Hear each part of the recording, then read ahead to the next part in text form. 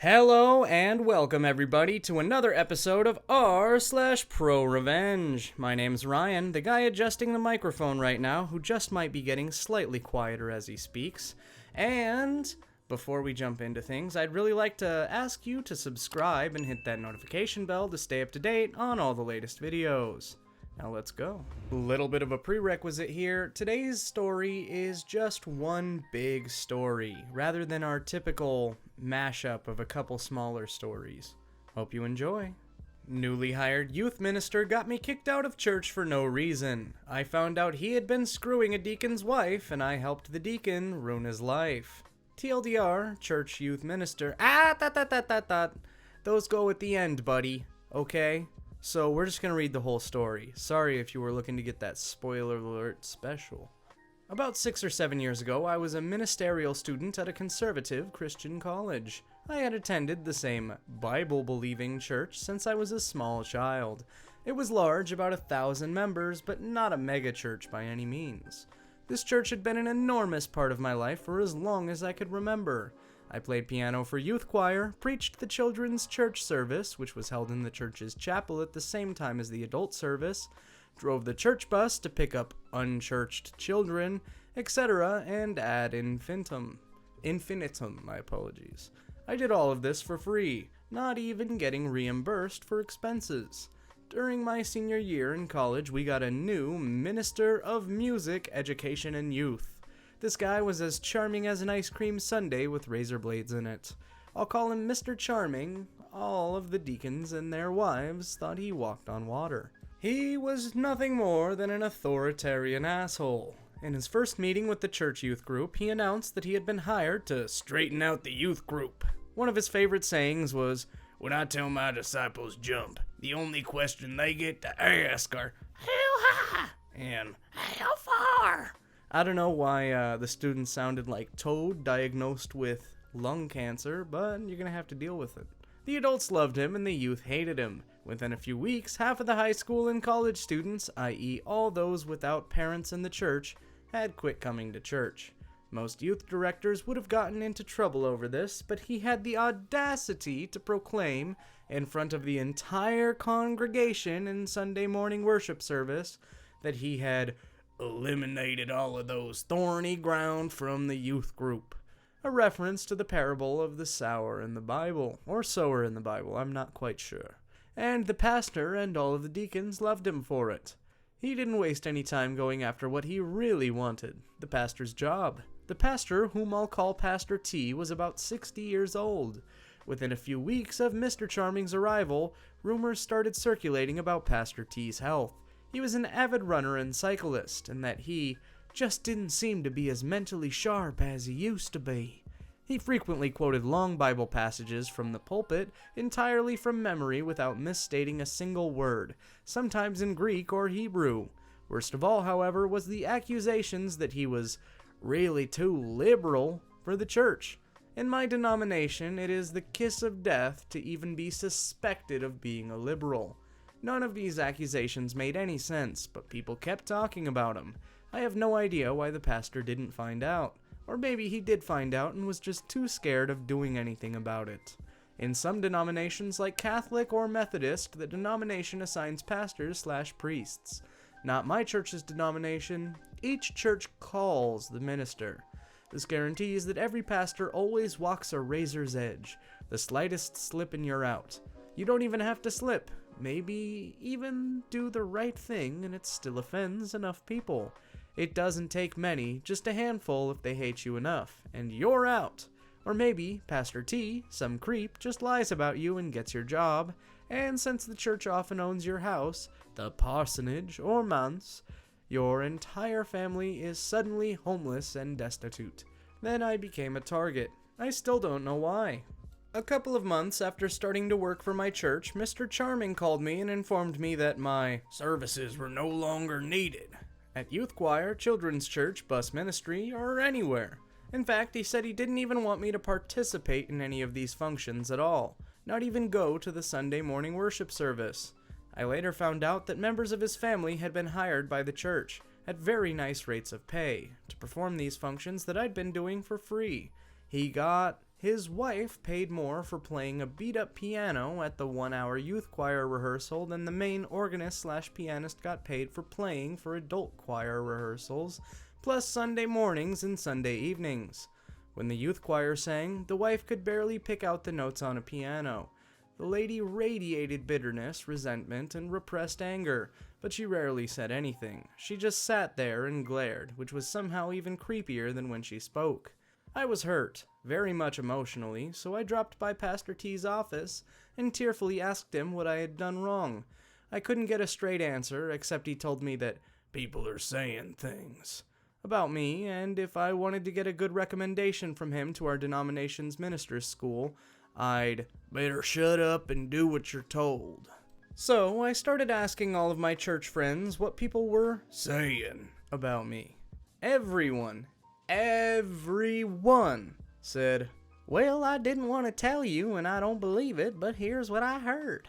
According to the rumor mill, I had gotten my girlfriend pregnant and forced her to have an abortion. Oops, my bad, little too serious for an accent there. I hadn't even had a girlfriend since junior high though, and I'd been arrested for possession of marijuana, and my dad had to pay a bunch of money to hush it up. I didn't even know what pot looked like. There were other rumors, but you get the idea. I did what Pastor T told me to do. I never darkened the door of that church again, except once months later. See below. It hurt like hell. I'd devoted my life to that church since I was a little kid, but I had to have Pastor T's recommendation to get into the minister's school I wanted to go to, and the pain was unbearable just driving by there, so I decided to keep my distance. But I started thinking about Mr. Charming, and anyone who was that evil had to have a past, and it probably wasn't a good one.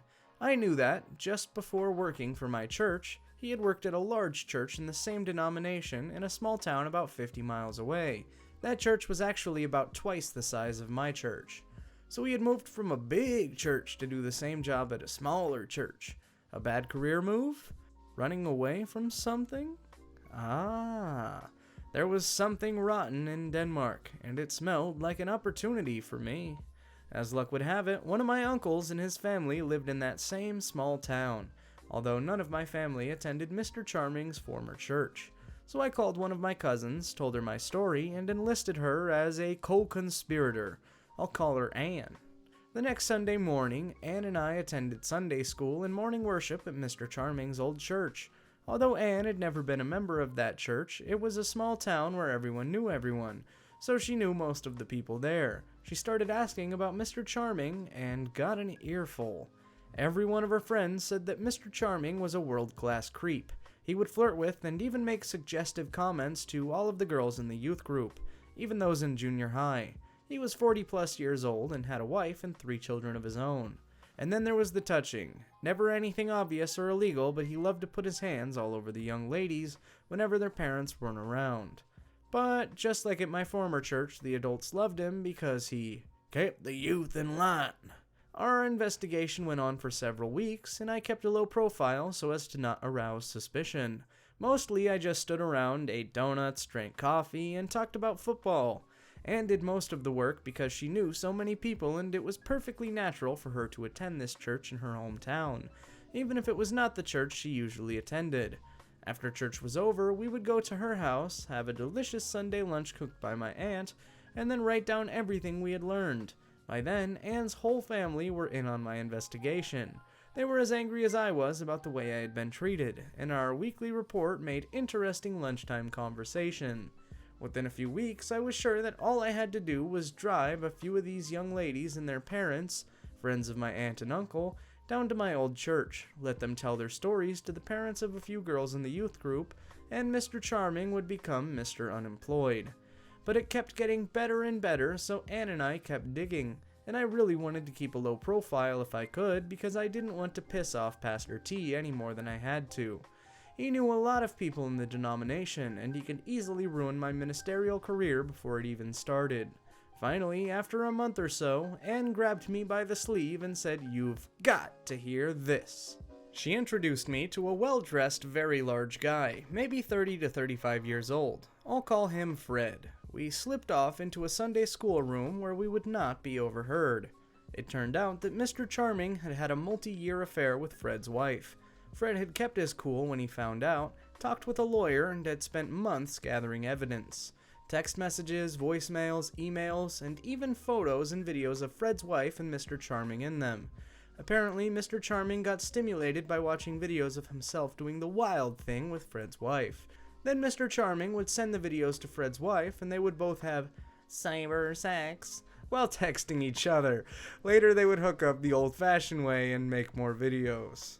Finally, Fred confronted his wife. She denied everything, but the evidence was just too much. Fred told her he wanted a divorce, full custody of the children, their house, his retirement money, his business, her engagement and wedding rings, everything, even the dog. She hired a lawyer, but laws and courts being what they are in this rural Bible Belt country, her lawyer told her that if the judge saw the videos, she'd be lucky if she ended up in a homeless shelter with all of her worldly possessions under her bunk in a garbage sack. Then Fred turned his attention to Mr. Charming. Fred still sincerely loved his wife, and he was convinced that Mr. Charming had deliberately ruined his marriage. Taking Mr. Charming to court, suing him for loss of consortium, and otherwise making him legally miserable would take too long. This is the rural deep south. Many people around here prefer a more direct approach. In rural countries, the police and any jury of your peers will probably include people who have known you since kindergarten.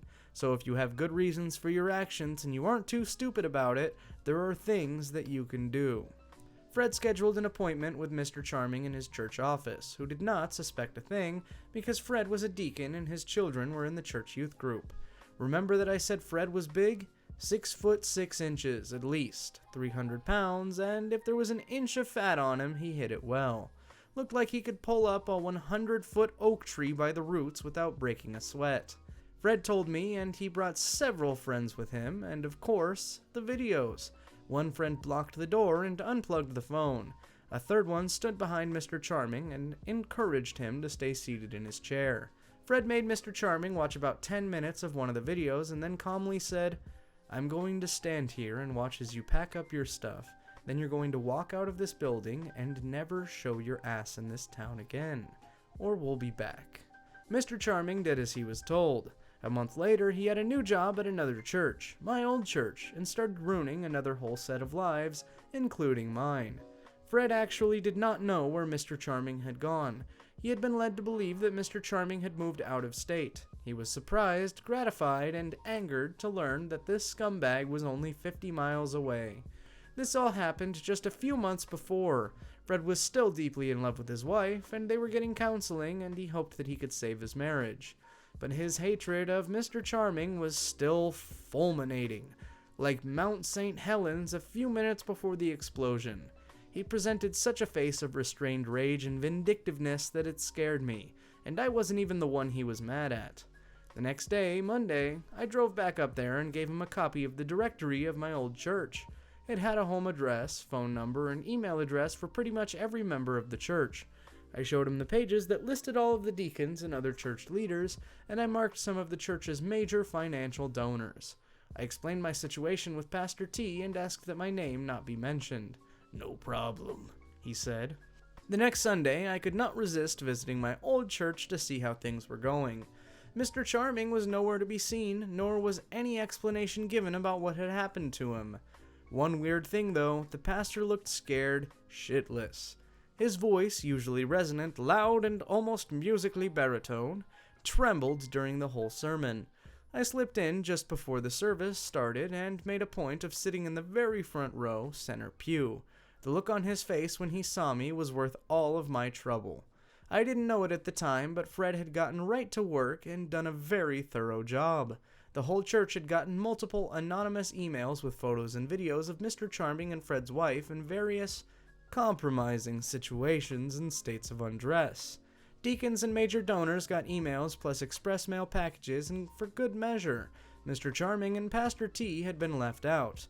They didn't know anything until the phone calls started pouring in.